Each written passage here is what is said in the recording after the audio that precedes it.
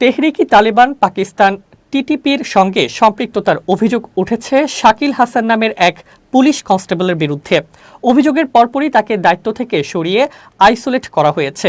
একই সঙ্গে তার ব্যবহৃত সেলফোন ফরেনসিক পরীক্ষার মাধ্যমে আরও কেউ এই সশস্ত্র সংগঠনের সঙ্গে জড়িত কিনা তা খতিয়ে দেখা হচ্ছে।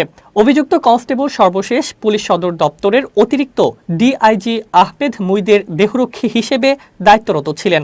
পুলিশ সদর দপ্তর সূত্রে জানা গেছে, অভিযুক্ত কনস্টেবল শাকিল হাসানের বাড়ি নেত্রকোনায়। একটি গোয়েন্দা সংস্থার তথ্যের ভিত্তিতে তার বিরুদ্ধে টিটিপি সম্পৃক্ততার বিষয়টি পুলিশের নজরে আসে।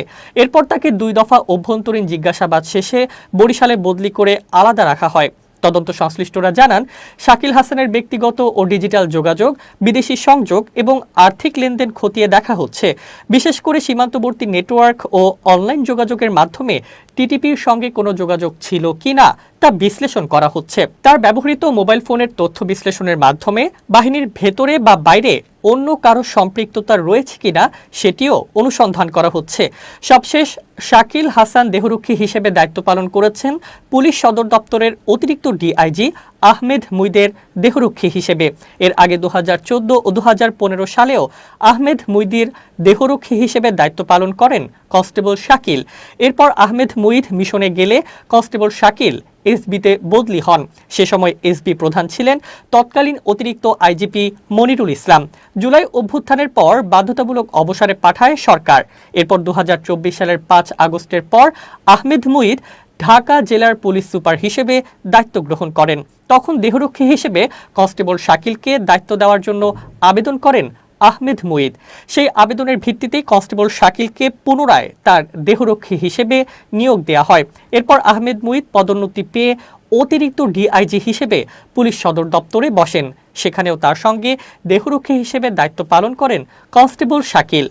শাকিলের বিষয়ে ডিআইজি আহমেদ মুইদ বলেন, শাকিল দীর্ঘদিন আমার দেহরক্ষী হিসেবে কাজ করেছে। তাকে সৎ ও বিশ্বস্ত বলেই জানতাম। তার বিরুদ্ধে এমন অভিযোগ ওঠার পর ঊর্ধ্বতন কর্তৃপক্ষ তাকে আইসোলেট করেছে। এদিকে সম্প্রতি একটি উগ্রবাদী গোষ্ঠীর সম্ভাব্য নাশকতার আশঙ্কায় দেশের গুরুত্বপূর্ণ স্থাপনায় নিরাপত্তা জোরদার করেছে বাংলাদেশ পুলিশ। পুলিশ সদর দপ্তর থেকে জারি করা এক গোপনীয় বার্তায় জাতীয় সংসদ ভবন সহ বিভিন্ন সংবেদনশীল স্থাপনাকে সম্ভাব্য লক্ষ্যবস্তু হিসেবে উল্লেখ করা হয়েছে। সংশ্লিষ্ট সব ইউনিটকে নজরদারি বাড়ানো, গোয়েন্দা তথ্য আদান প্রদান জোরদার এবং সমন্বিত প্রস্তুতি নেওয়ার নির্দেশ দেওয়া হয়েছে। সতর্কবার্তার অনুলিপি সিআইডি স্পেশাল ব্রাঞ্চ, সিটিটিসি এবং দেশের সব জেলার পুলিশ সুপারদের কাছে পাঠানো হয়েছে।